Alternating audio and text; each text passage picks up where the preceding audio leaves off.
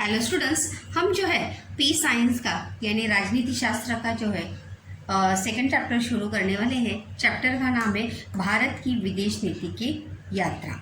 मतलब भारत ने विदेश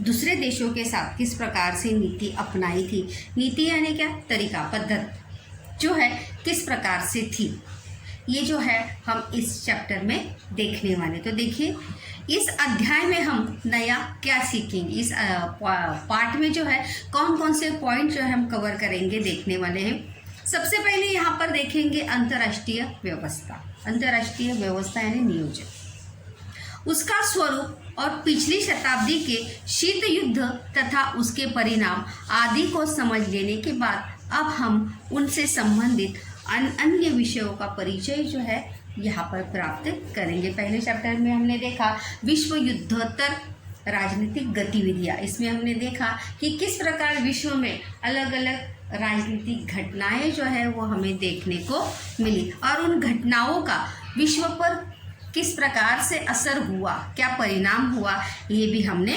देखा। इसके अनुसार विदेश नीति का अर्थ उसे प्रभावित करने वाले घटक, मतलब विदेश नीति का अर्थ विदेश नीति को प्रभावित करने वाले घटक कौन से हैं, और साथ ही भारत की विदेश नीति के स्वरूप को हम यहाँ पर जानेंगे, समझेंगे कि भारत की विदेश नीति का स्वरूप किस प्रकार से। तो सबसे पहले हम विदेश नीति का अर्थ जो है यहाँ पर बच्चों समझ लेते हैं कि विदेश नीति जो है किसे कहते हैं, विदेश नीति का अर्थ क्या है। प्रश्न भी है यहाँ पर टिप्पणी के लिए, अवधारणा स्पष्ट करने के लिए, तो ध्यान से देखिए। अर्थ तथा महत्व, विदेश नीति का अर्थ क्या है और महत्व क्या है। सभी देश अंतर्राष्ट्रीय व्यवस्था के क्या होते हैं, घटक होते। सभी विश्व के सभी देश जो है अंतर्राष्ट्रीय व्यवस्था के क्या होते हैं, घटक होते, हिस्सा होते हैं। और उनमें से कोई भी राष्ट्र सभी अर्थों में स्वयंपूर्ण जो है वो नहीं होता। भले कितना भी सक्षम प्रबल राष्ट्र क्यों ना हो, लेकिन पूरी तरीके से सब मायने में जो है वो कभी भी स्वयंपूर्ण जो है, स्वयंपूर्ण यानी क्या, खुद के ऊपर निर्भर होता नहीं। उसे कभी ना कभी किसी चीज़ के लिए जो है दूसरे देश की आवश्यकता जरूर पड़ती है। इसलिए अंतर्राष्ट्रीय व्यवस्था में परस्परावलंबन होता है। परस्परावलंबन मतलब परस्परावलंबन का अर्थ है एक दूसरे के ऊपर निर्भर होना, एक दूसरे के ऊपर क्या होते हैं, निर्भर होते हैं।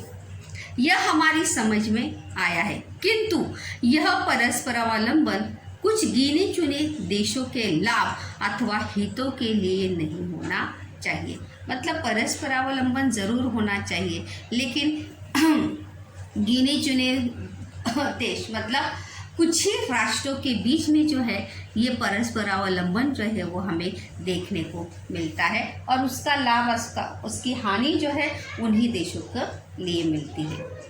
वह प्रत्येक राष्ट्र के हित के लिए हो। परस्परावलंबन अगर हो तो किसके लिए हो, विश्व के सभी देशों के लिए होना चाहिए। तभी तो विश्व देश का प्रगति होगी और देश के साथ साथ विश्व की प्रगति होगी। इसके लिए प्रयास करने पड़ते हैं, और इसके लिए हमें क्या करने पड़ते हैं, प्रयास करने पड़ते हैं। वो अपने आप जो है वो कदापि भी होता नहीं। कौन से राष्ट्र के साथ मित्रता करें, देखिए बहुत ही महत्वपूर्ण बात है, पॉइंट है यहाँ पर कि कौन से राष्ट्र के साथ मित्रता करें, कौन से गुट में शामिल हो या अंतर्राष्ट्रीय राजनीति में कौन सी भूमिका ले आदि के संबंध में प्रत्येक देश को निर्णय लेने पड़ते हैं। ये उस देश का क्या है, व्यक्तिगत निर्णय होता है कि हमें कौन से राष्ट्र के साथ, कौन से देश के साथ मित्रता करनी चाहिए, हमें कौन से गुट यानी क्या, ग्रुप, समूह में हमें सम्मिलित होना चाहिए, या अंतर्राष्ट्रीय राजनीति के संबंध में हमें कौन सी भूमिका निभानी चाहिए। ये जो है किसके ऊपर निर्भर होता है, या इसका निर्णय लेने का अधिकार प्रत्येक देश को होता है। ऐसे निर्णय जो है बहुत ही सोच समझ कर लेने पड़ते हैं और यह निर्णय लेते समय हमें अपने देश के हित के बारे में पहले सोचना चाहिए, तभी निर्णय लेना चाहिए। इसलिए कहा जाता है कि बहुत ही सोच समझकर हमें निर्णय लेना पड़ता है। इसी वैचारिक चौखट को क्या कहते हैं? विदेश नीति कहते हैं। क्या कहते हैं? विदेश नीति कहते हैं।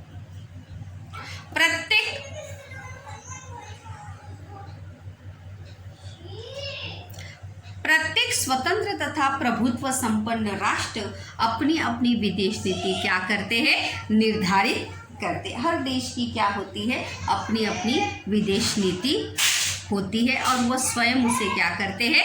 निर्धारित करते हैं। इसलिए राष्ट्रों के विदेशी संबंधों का अध्ययन करने वाली अंतर्राष्ट्रीय राजनीति में विदेश नीति को बहुत महत्व प्राप्त रहता है और ये नीतियाँ जो है सभी राष्ट्र अपनी अपनी नीति निर्धारित करते हैं।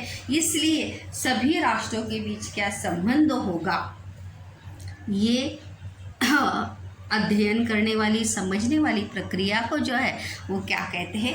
अंतर्राष्ट्रीय राजनीति में जो है इसे बहुत ज़्यादा महत्व रहता है। देखिए, क्या आप जानते से भी प्रश्न हमें पूछते हैं। हमें किसी देश का अध्ययन करना होता है तो उस देश के संविधान और विदेश नीति को समझना क्या है? आवश्यक है। सही बात है, अगर हमें किसी देश का अध्ययन करना है तो उस लोकतांत्रिक देश के संविधान को और उसकी विदेश नीति को जो है हमें समझना आवश्यक है। तभी हम क्या कर सकते हैं? उसके बारे में जानकारी प्राप्त कर सकते हैं, अन्यथा नहीं।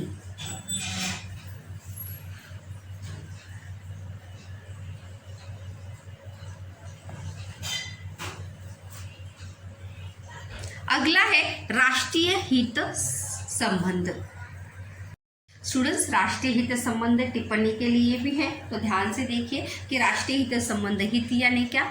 कल्याण, भलाई।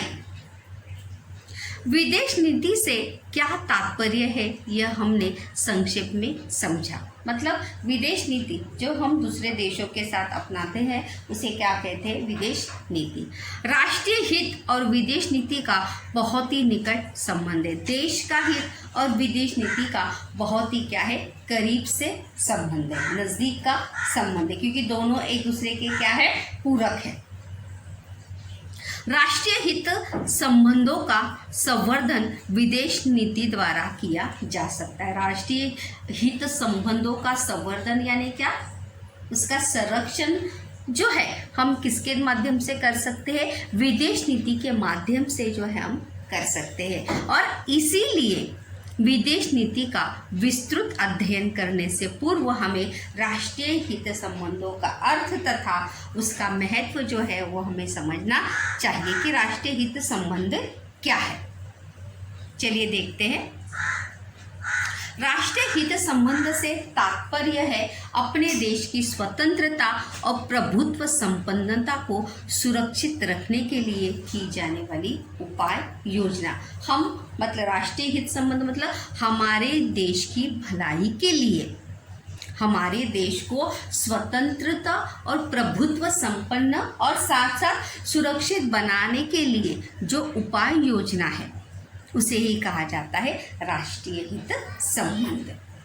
अपना आर्थिक विकास साध कर अपनी सामर्थ्य बढ़ाने के लिए किए जाने वाले प्रयत्नों का भी राष्ट्रीय हित संबंधों में समावेश होता है। मतलब अपना आर्थिक विकास साध कर, मतलब अपने देश का आर्थिक विकास साध कर अपने सामर्थ्य को बढ़ाने के लिए, अपने आप को सक्षम बनाने के लिए जो हम प्रयास करते हैं वो भी किस में आती है? राष्ट्रीय हित संबंधों में ही आते हैं। और साथ ही साथ अपने राष्ट्र के लिए क्या लाभप्रद है और उचित है इसका विचार कर जब निर्णय लिए जाते हैं तब उसे भी राष्ट्रीय हित संबंधों का संवर्धन कहा जाता है। मतलब हमारे देश के लिए सही क्या है, गलत क्या है, इसका विचार कर जब निर्णय लिए जाते हैं, क्योंकि सोच समझ कर निर्णय लेना चाहिए। देश के संदर्भ में जब भी हम निर्णय लेते हैं तो हमें सोच समझ कर निर्णय लेना चाहिए, क्योंकि हम देश के हित के लिए निर्णय लेते हैं। तो उसका समावेश भी किस में होता है? राष्ट्रीय हित संबंधों का संवर्धन उसे कहा जाता है। इस अर्थ में किसी भी राष्ट्र के राष्ट्रीय हित संबंधों में किसका समावेश होता है? निम्न घटकों का समावेश जो है वहाँ पर होता है।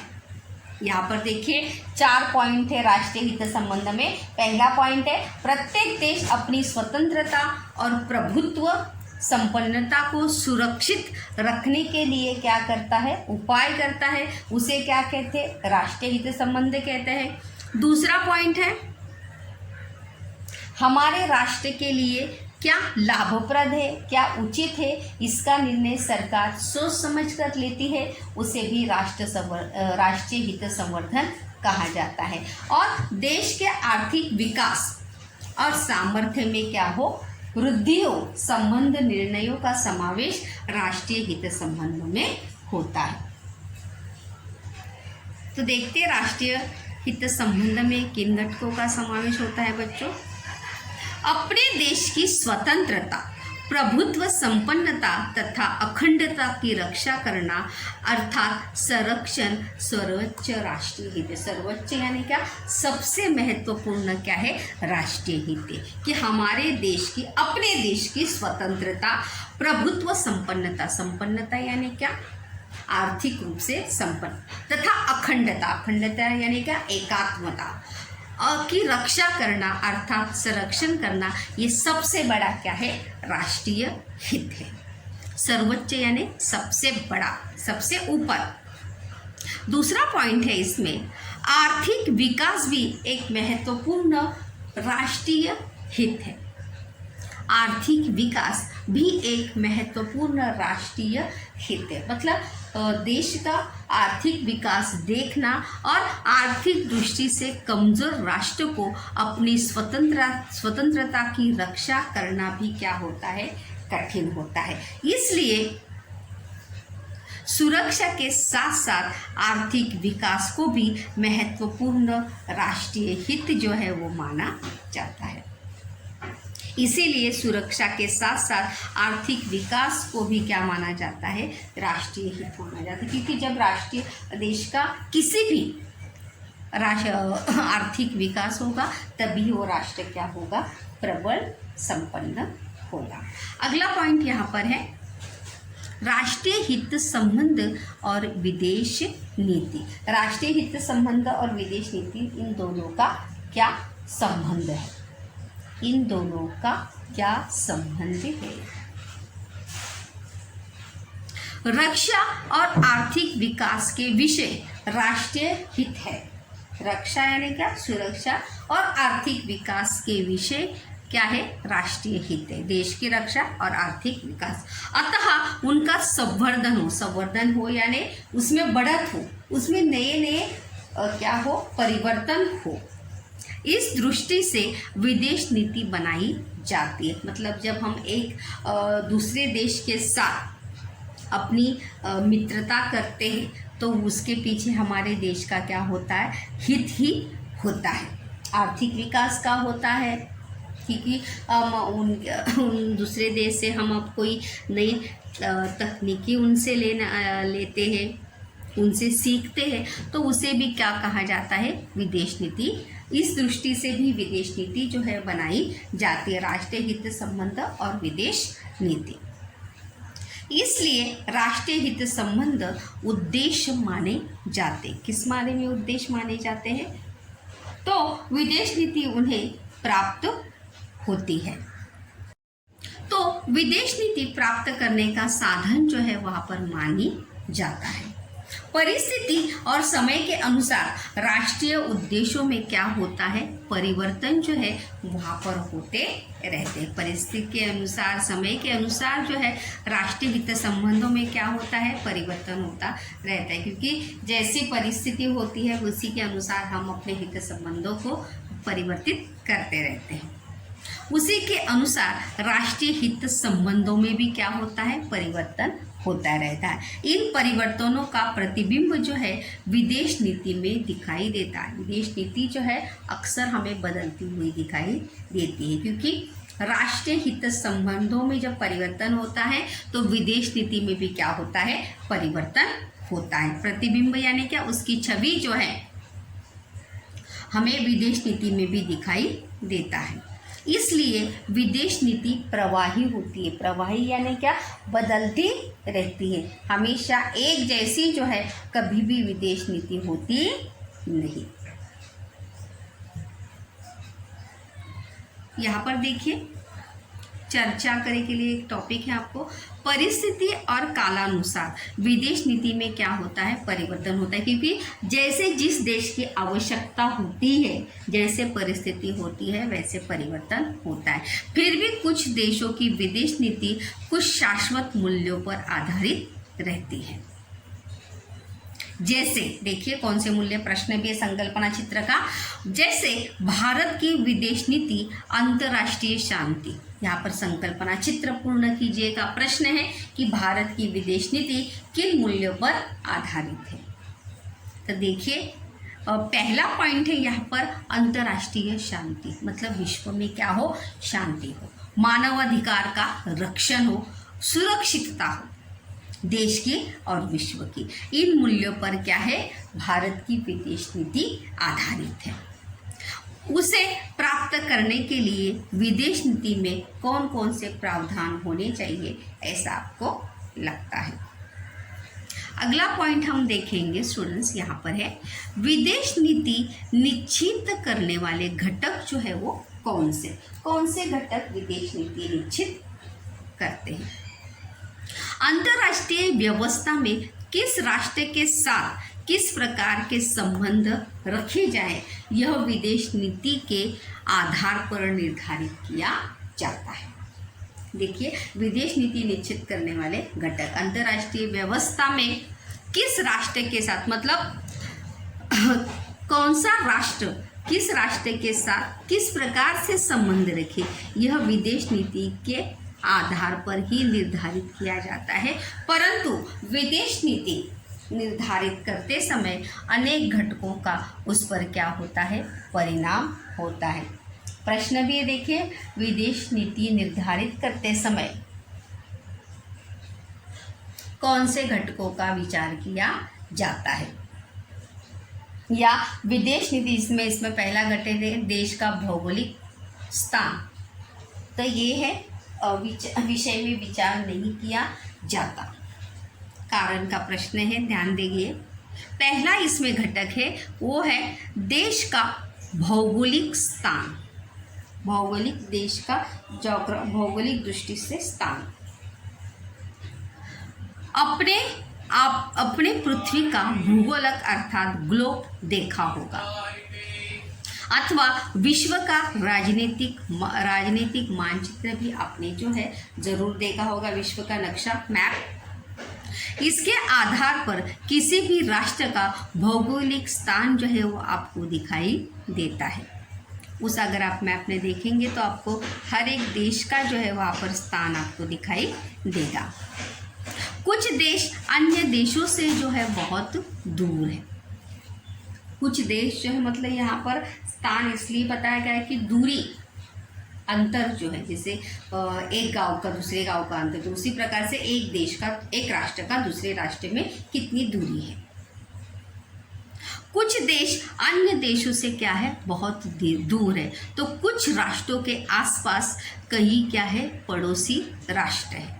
यहाँ पर हम देखेंगे कि कुछ देश जो है अन्य देशों से क्या है, बहुत ही दूर है।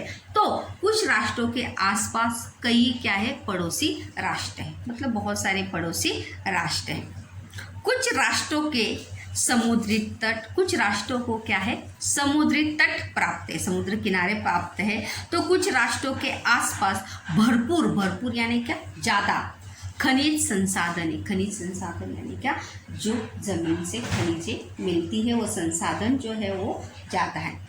संक्षेप में विदेश नीति निर्धारण करते समय देश का आकार, जनसंख्या, भूमि की गुणवत्ता, देश का समुद्री किनारा, प्राकृतिक संसाधन की उपलब्धता, इन सभी बातों का विचार करना पड़ता है। मतलब कोई भी राष्ट्र जब अपनी विदेश नीति दूसरे देशों के साथ या विश्व के साथ विदेश नीति निर्धारित करता है तो इन सभी बातों का क्या करता है, विचार हर एक देश, हर एक राष्ट्र जो है वो करता है। संकल्पना चित्र पूर्ण कीजिए के लिए प्रश्न भी है कि विदेश नीति निर्धारण करते समय हमें कौन सी बातों का विचार करना पड़ता है। यहाँ पर देखिए, देश का आकार यानी क्या, उसका विस्तार कितना है, जनसंख्या कितनी है, पॉपुलेशन कितनी है वहाँ की, भूमि की गुणवत्ता कैसी, भूमि वहाँ की ज़मीन की गुणवत्ता कैसी है, उपजाऊ, ज़्यादा उपजाऊ है, ज़्यादा बंजर है, ये देश का समुद्र किनारा किस प्रकार से, उसके समुद्र किनारे से होने वाले फायदों के बारे में सोचा जाता है। प्राकृतिक संसाधन की उपलब्धता, प्राकृतिक संसाधन की उपलब्धता किस प्रकार से है, वैसे मतलब कितने सारे जंगल है, वन्य पशु प्राणी है, इन सभी बातों का जो है विचार हमें विदेश नीति के समय वहाँ पर करना पड़ता है।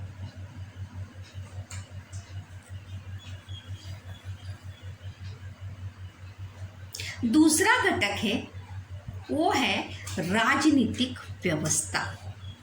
कौन सा घटक है, राजनीतिक व्यवस्था। लोकतांत्रिक शासन व्यवस्था में संसद को विदेश नीति के निर्धारण में महत्वपूर्ण स्थान क्या है, प्राप्त है, महत्वपूर्ण स्थान जो है वहाँ पर प्राप्त है। विदेश नीति संबंधी विषयों पर क्या की जाती है, संसद में चर्चा भी की जाती है। विपक्ष प्रश्न पूछकर विदेश नीति पर नियंत्रण रख सकता है। जिस प्रकार से जो पक्ष सत्ताधारी है, सत्ताधारी पक्ष अपना पक्ष रखता है, तो उसी के साथ साथ विपक्ष भी उसके ऊपर प्रश्न पूछकर उस पर विदेश नीति पर नियंत्रण रखने का प्रयास जो है वहाँ पर करता है। तो वहाँ पर राजनीतिक व्यवस्था भी हमें देखनी पड़ती है। उसी के साथ साथ संघ राज्य व्यवस्था वाले देशों को विदेश नीति निर्धारित करते समय घटक राज्यों का भी क्या करना पड़ता है, विचार करना पड़ता है, क्योंकि पड़ोसी राष्ट्रों की गतिविधियों का घटक राज्यों पर क्या करता है, पड़ता है, प्रभाव पड़ता है। जैसे देखो यहाँ पर उदाहरण भी दिया है कि जैसे श्रीलंका की गतिविधियों का तमिलनाडु पर और बांग्लादेश की गतिविधियों का पश्चिम बंगाल पर और पूर्वोत्तर राज्य पर क्या होता है, परिणाम होता है। तो ये सभी बातें जो है, इसलिए विदेश नीति निर्धारित करते समय हमें राजनीतिक व्यवस्था का भी हमें ध्यान रखना पड़ता है।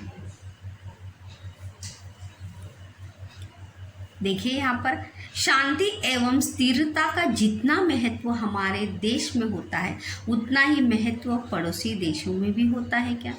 हाँ, ज़रूर होता है। और इसलिए पड़ोसी राष्ट्र में लोकतंत्र का निर्माण हो, इसके लिए भारत को प्रयास करने पड़ते हैं। मतलब विश्व की शांति के लिए ज़रूर ये प्रयास जो है हमें करने पड़ते हैं। अगला है बहुत ही महत्वपूर्ण घटक है निर्धारित करने वाला, वो है अर्थव्यवस्था। आधुनिक समय में किसी भी देश की आर्थिक स्थिति का विदेश नीति निर्धारित करते समय बहुत महत्व जो है वो प्राप्त हुआ है, क्योंकि कौन सा देश आर्थिक रूप से सक्षम है, कौन सा कमज़ोर है, ये बहुत देखना पड़ता है। सभी राष्ट्रों में आर्थिक विकास सबसे महत्वपूर्ण उद्देश्य जो है वो माना गया है, क्योंकि किसी भी देश का सबसे महत्वपूर्ण उद्देश्य क्या माना गया है, अपने देश का आर्थिक विकास, ये महत्वपूर्ण उद्देश्य जो है माना गया है। और इस कारण अर्थव्यवस्था का विदेश नीति पर दो प्रकार से क्या होता है, परिणाम होता है। जब भी राष्ट्र विदेश नीति निर्धारित करते हैं तो यहाँ पर उसके दो परिणाम वहाँ पर हमें देखने को मिलते हैं। पहला है यहाँ पर देश की अर्थव्यवस्था मजबूत करने के लिए अन्य राष्ट्रों से प्रस्तापित किए जाने वाले आर्थिक संबंध, आयात निर्यात, वैश्विक व्यापार में सहभाग आदि बातें विदेश नीति तय करती है। देश की अर्थव्यवस्था मजबूत करने के लिए, सक्षम करने के लिए या सक्षम करने हेतु अन्य राष्ट्रों से प्रस्तापित किए जाने वाले, मतलब लादे जाने वाले या बताए जाने वाले आर्थिक संबंध कैसे है। आयात निर्यात मतलब हम कौन सी वस्तुओं का आयात निर्यात करते हैं। वैश्विक व्यापार में, विश्व में व्यापार में सहभाग हमारा किसका है, ये सभी बातें जो है विदेश नीति तय करती है। दूसरा है वर्तमान वैश्विक व्यवस्था में आर्थिक सुरक्षा के मुद्दे राष्ट्रीय सुरक्षा की तरह महत्वपूर्ण माने जाते हैं। मतलब वर्तमान वैश्विक व्यवस्था में आर्थिक सुरक्षा के साथ साथ दूसरा कौन सा महत्वपूर्ण मुद्दा माना जाता है, वो है राष्ट्रीय सुरक्षा की तरह। मतलब देश की आर्थिक तो हुई, लेकिन राष्ट्र की सुरक्षा भी उतनी ही महत्वपूर्ण है। आर्थिक सुरक्षा जितनी मजबूत होगी, देश की आर्थिक व्यवस्था जितनी मजबूत होगी, राष्ट्र को उतनी ही सामर्थ्यवान राष्ट्र की क्या मिलती है, मान्यता मिलती है। मजबूत अर्थव्यवस्था वाले देश कम परावलंबी होते हैं, और जिन राष्ट्रों की अर्थव्यवस्था क्या होती है, मजबूत होती है, वो कम परावलंबी यानी क्या, उन्हें ज़्यादातर करके दूसरे देशों पर अवलंबित रहने की आवश्यकता जो है उन्हें पड़ती नहीं, क्योंकि वो खुद इस बात के लिए क्या होते हैं, सक्षम होते हैं। इसलिए उन्हें बाकी किसी भी चीज़ों की आवश्यकता होती नहीं, वो कम परावलंबी होती, तथा वे स्वतंत्रता पूर्वक विदेश नीति का निर्धारण कर सकते हैं। और वो स्वतंत्रता पूर्वक मतलब क्या, स्वयं से जो है अपनी विदेश नीति निर्धारित कर सकते हैं।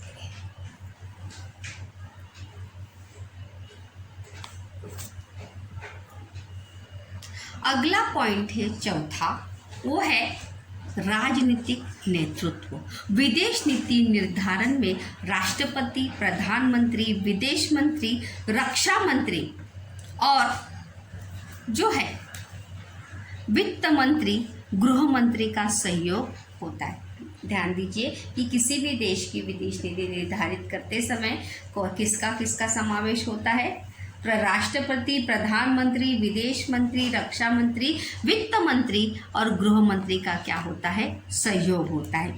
और विदेश नीति की निरंतरता मतलब कंटिन्यूटी बनाए रखकर उसे सुधारने का प्रयत्न इन दो पदों के व्यक्ति करते हैं। जैसे पंडित जवाहरलाल नेहरू ने भारत की विदेश नीति में गुट निरपेक्षतावाद को बढ़ावा दिया। मतलब गुट निरपेक्षतावाद को बढ़ावा दिया मतलब गुट निरपेक्षता जो थी उसे समाप्त करके उन्होंने उसे क्या दिया, बढ़ावा दिया।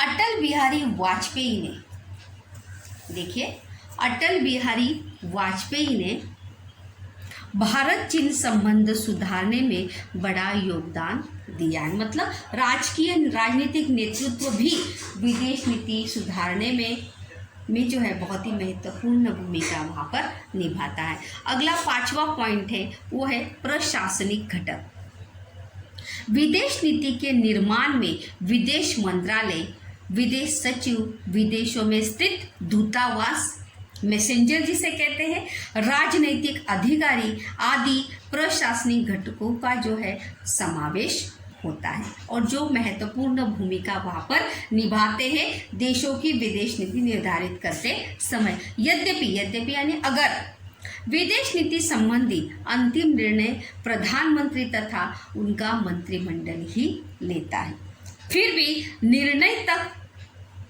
पहुँचने के लिए प्रशासनिक व्यवस्था जो है क्या करती है, सहायता करती है, जो बहुत ही महत्वपूर्ण होती है। विदेश नीति के लिए आवश्यक जानकारी एकत्रित करना, उसका विश्लेषण करना, उसको